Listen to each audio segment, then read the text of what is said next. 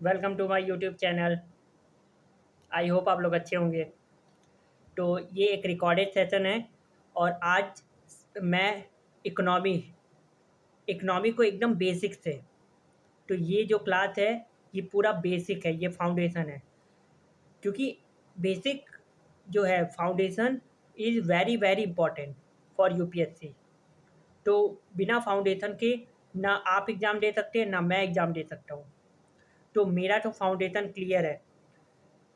तो जिस तरीके से मैंने क्लासेस की हैं प्रारंभ 2028 में ऋषभ सर की, तो जिस तरीके से उन्होंने समझाया है वो अगर उस तरीके से मैं आपको यूट्यूब पे समझा रहा हूँ, अगर किसी समय आपको समझ में नहीं आएगा तो आप मुझे कमेंट में, आपके पास यूट्यूब में कमेंट सेक्शन होता है, आप मुझसे जो भी डाउट है पूछिए। मैं आपको विथ एग्जाम्पल एकदम ऐसा एग्जाम्पल दूंगा कि आपको समझ में आएगा।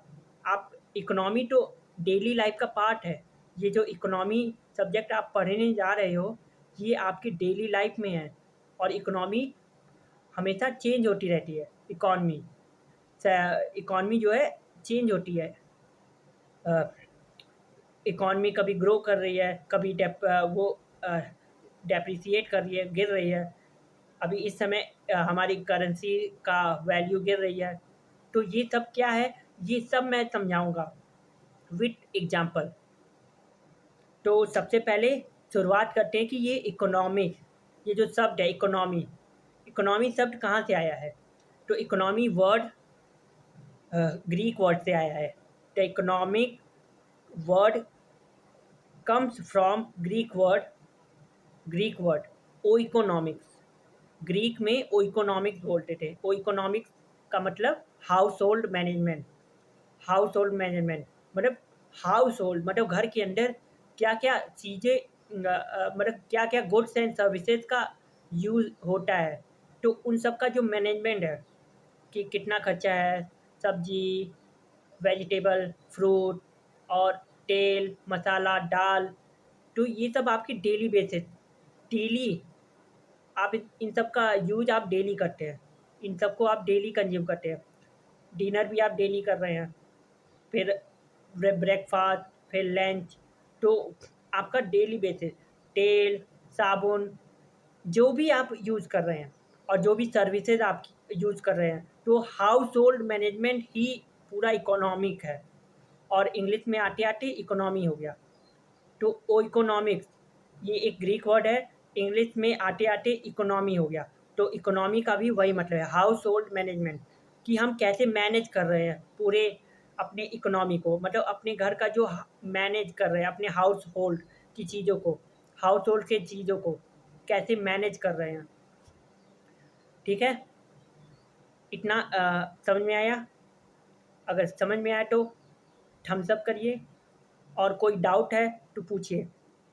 इसमें ये डेफिनेशन के बारे में है कि इकोनॉमी शब्द कहाँ से आया है। तो इकोनॉमिक का मतलब होता है हाउस होल्ड मैनेजमेंट। तो इतना ही तो मैंने बताया। तो समझ में आया? तो अब दो टर्म है, एक इकोनॉमिक्स है और एक इकॉनमी है। इकॉनमी स्पेलिंग ध्यान दीजिएगा, एक इकोनॉमिक है और एक इकॉनमी है। अब इन दोनों में क्या डिफरेंस है तो अ, आराम से सब समझ में आएगा। तो पहले आप सुन लीजिए, उसके बाद अगर कोई डाउट होगा तो पूछिएगा। ठीक है? तो इकोनॉमिक जो शब्द है ये कहाँ से आया है? वो इकोनॉमिक से आया है। वो इकोनॉमिक ग्रीक वर्ड। तो इसका मतलब होता है हाउस होल्ड मैनेजमेंट। जो भी हम हाउस होल्ड की चीज़ें हैं, यानी हाउस होल्ड गुड्स, उनका कैसे हम मैनेज कर रहे हैं, मैनेजमेंट। तो हाउस होल्ड मैनेजमेंट कैसे किया जाता है। तो इकोनॉमिक्स और इकॉनमी, इसमें ज़्यादा कोई डिफरेंस नहीं है। जो इकोनॉमिक है वो स्टैटिक है, उसमें बहुत सारे टर्मिनोलॉजी है, बहुत सारे टर्म हैं, बहुत सारे कीवर्ड हैं। और जो मेंस के आंसर आपको लिखने होते हैं तो उसमें ये जितने भी इकोनॉमिक्स के टेक्निकल वर्ड हैं इन सब का यूज अगर आप करते हैं तो तो और वो टेक्निकल वर्ड आप आराम से समझ सकते हैं। अगर कोई एक अच्छा टीचर आपको पढ़ा रहा है तो उस वो आप समझ सकते हैं आराम से, उसमें आपको कोई परेशानी नहीं होगी।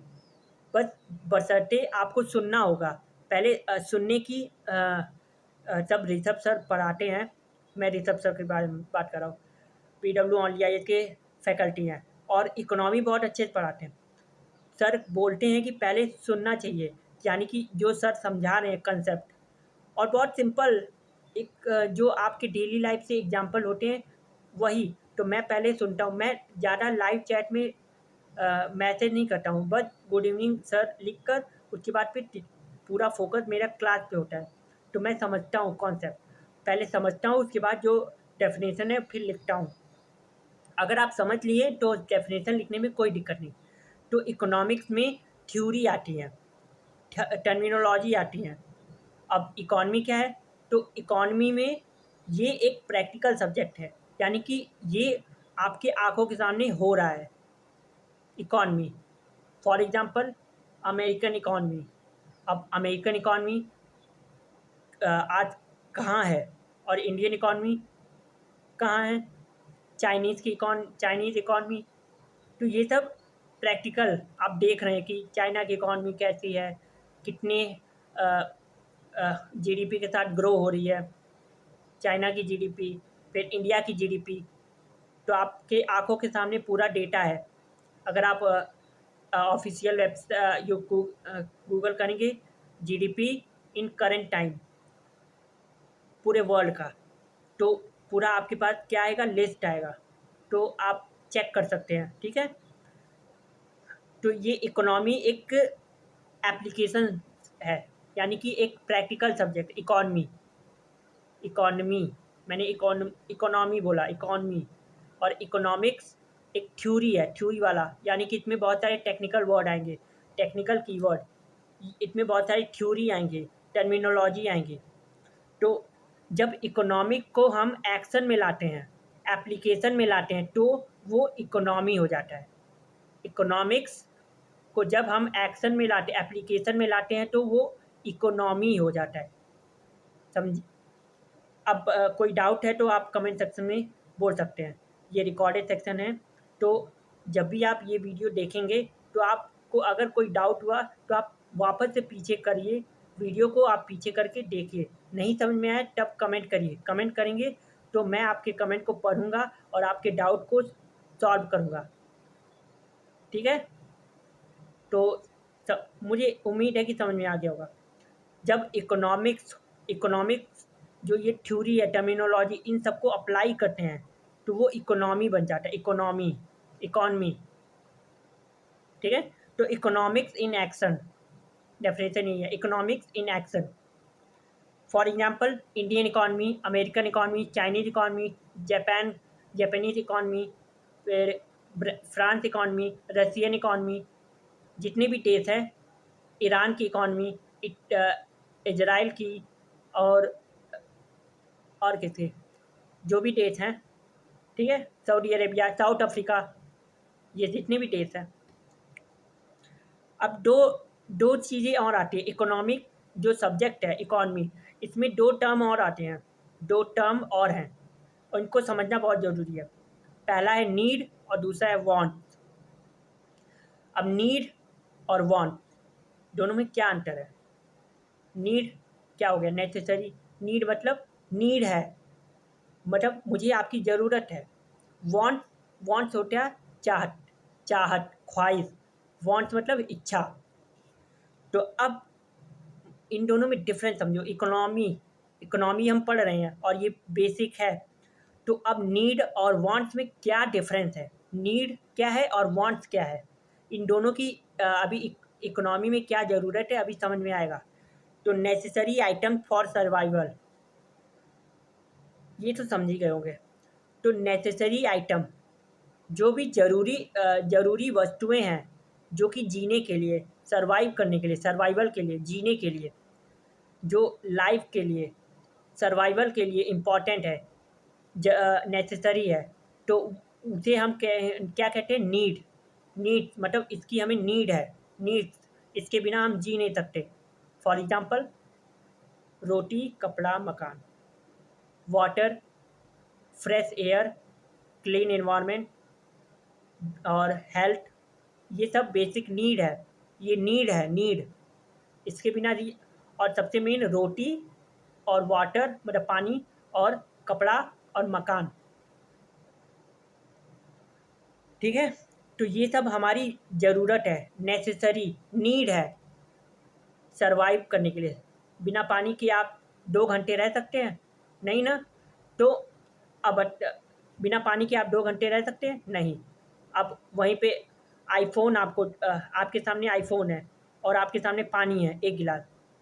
अब आपसे पूछा जाए कि आप आईफोन के बिना रह सकते हैं कि पानी के बिना? 1 दिन, बस 1 दिन। 1 दिन आप बिना पानी के रह सकते हैं कि और आईफ़ोन? अगर 1 दिन आपको आईफ़ोन ना दिया जाए कि अब आईफ़ोन आज पूरे दिन तुम नहीं चलाओगे, यानी कि आपके जो पेरेंट्स हैं वो आपके माँ-बाप ने कह दिया कि आप आईफ़ोन नहीं चलाएँगे 1 दिन, बस 1 दिन। तो आप आईफ़ोन के बिना 1 दिन रह सकते हैं? और आपके पेरेंट्स ने ये भी कह दिया कि 1 दिन बिना पानी पिए रहना है। तो अब आप बताइए, आईफ़ोन के बिना 1 दिन आप रह सकते हैं? आप आईफ़ोन के बिना 1 दिन रह सकते हैं और या फिर पानी के बिना 1 दिन रह सकते हैं? आईफ़ोन के बिना आप रह सकते हैं। 1 दिन तो क्या, 1 हफ़्ते आईफ़ोन के बिना आप जी सकते हैं, लेकिन 1 दिन आप पानी नहीं पिएँगे तो नहीं रह सकते। प्यास लगेगी तो आपको पीना ही पड़ेगा। लेकिन निर्जला उपवास जो लोग रखते हैं, निर्जला, उसमें तो 1 दिन पानी को नहीं पीना रहता है। तो 1 दिन आप प्यासे रह सकते हैं, लेकिन 1 हफ़्ते आप प्यासे नहीं रख सकते। अगर 1 हफ़्ते आपको कह दिया जाए कि 1 हफ़्ते आप पानी नहीं पिएँगे, तो आप 1 हफ़्ते पानी पिए बिना रह ही नहीं सकते। 1 हफ़्ते आप, क्योंकि पानी is a basic need, basic necessity, ज़रूरी है सर्वाइवल के लिए। पानी, खाना मतलब रोटी, कपड़ा, मकान, फूड, क्लॉथिंग, शेल्टर, वाटर और क्लीन एनवायरनमेंट, फ्रेश एयर, तो ये सब बेसिक नेसेसिटी है, ये नीड है, नीड ज़रूरी है, नेसेसरी आइटम फॉर सर्वाइवल। तो आप लिख सकते हैं अपनी आपको समझ में आ गया ये कंसेप्ट। तो अब नीड क्या है? Necessary items for survival. Example रोटी कपड़ा मकान, ठीक है। तो ये लिख लीजिए डेफिनेशन। ये मेरी नोट्स है, देखिए, ठीक है। इसी नोट से पढ़ा रहा हूँ। अब नीड, नीड तो हो गया ज़रूरी, यानी कि इसके बिना हम रह ही नहीं सकते, सर्वाइव नहीं कर सकते। अब वांट्स क्या है? चाहत। तो आईफ़ोन वाला एग्जांपल, आईफ़ोन के बिना आप रह सकते हैं, सर्वाइव कर सकते हैं, लेकिन आपकी ख्वाहिश है कि मेरे पास एक आईफ़ोन रहे। आप समाज से कंपेयर करते हैं ना कि इसके पास देखो आईफ़ोन है और मेरे पास आईफ़ोन नहीं है। तो ये जो एक ह्यूमन नेचर होता है कंपेयर करने का, तो इसके पास आईफ़ोन है तो मेरे पास भी आईफ़ोन होना चाहिए। लेकिन आप बिना आईफ़ोन के जी सकते हैं। अगर आपके पास आईफ़ोन नहीं है तो आप जी सकते हैं, सर्वाइव करेंगे। लेकिन ये आपकी चाहत है कि आपके पास आईफ़ोन रहे, मतलब आपकी वांट्स है, आपकी इच्छा है, आपकी डिज़ायर है। तो expenses that people choose two by but can comfortably live without. Example iPhone, iPhone का एग्जाम्पल है। तो एग्जाम्पल आप किसी का भी ले सकते हैं, ठीक है। तो वो एक्सपेंसेस, एक्सपेंसेस मतलब वो खर्चा जो लोग अपनी चूज़ मतलब अपनी इच्छा से बाई करते हैं, खरीदते हैं कि ये मुझे अच्छा लग रहा है, आईफ़ोन मुझे लेना है। बट लेकिन कैन कंफर्टेबली लिव विदाउट, लेकिन उसके बिना अगर वो आप खरीद नहीं पा रहे हैं, अफ़ोर्ड नहीं कर पा रहे हैं, तब भी आप उसके बिना कंफर्टेबली रह सकते हैं। कंफर्टेबली लिव विदाउट मतलब आईफ़ोन के बिना आप रह सकते हैं, मर नहीं जाएँगे, आप सर्वाइव करेंगे, क्योंकि ये आपकी चाहत है, आपकी ज़रूरत नहीं है। तो समझ में आया? ये नीड और वांट्स का मतलब बहुत सिंपल था। इसका नाम से ही समझ में आ रहा है, नीड और वांट्स। इसका जो प्रोनाउंसिएशन है, इसका जो नाम है, इसके नाम से ही पता चल रहा है। to expenses that people choose to buy but can comfortably live without. Example iPhone. Resources, अब रिसोर्सेज क्या होते हैं? तो ये सारे अभी मैं टर्म बता रहा हूँ, ये बेसिक है। तो ये सब आपके ये सब कंसेप्ट अगर आपको समझ में आ गया, आपका फाउंडेशन बिल्ड हो गया, तो जो मैं आगे एडवांस क्लास में आऊँगा तो आपको समझ में आएगा। ठीक है? Anything that can be utilise for fulfil certain action. Anything that can be anything that can be utilise for fulfilling the certain action. कुछ एक्शन को, कुछ काम को करने के लिए, कुछ काम को फुलफिल करने के लिए हमें कुछ एनीथिंग, कुछ भी हमें रिसोर्सेज की ज़रूरत पड़ती है। कुछ भी हमें करने के लिए एक रिसोर्सेज की ज़रूरत पड़ती है। तो रिसोर्सेज यानी कि हिंदी में संसाधन। तो इकोनॉमी में रिसोर्सेज वर्ड आएगा, कई बार आएगा। नेचुरल रिसोर्सेज आएंगे, नेचुरल रिसोर्सेज। तो anything that can be utilise to fulfil certain action, utilise for fulfilling certain action, they are limited in character. और रिसोर्सेज का जो मतलब ये जो रिसोर्सेज हैं हमारे अर्थ पे, ये लिमिटेड है, they are limited in character. ठीक है? अब इकोनॉमी वर्ड कहाँ से आया था ये मैंने बता दिया। अब इकोनॉमिक क्या है? इकोनॉमी जो पढ़ रहे हैं ये क्या है, इसकी डेफिनेशन क्या है, यहाँ पे दी है।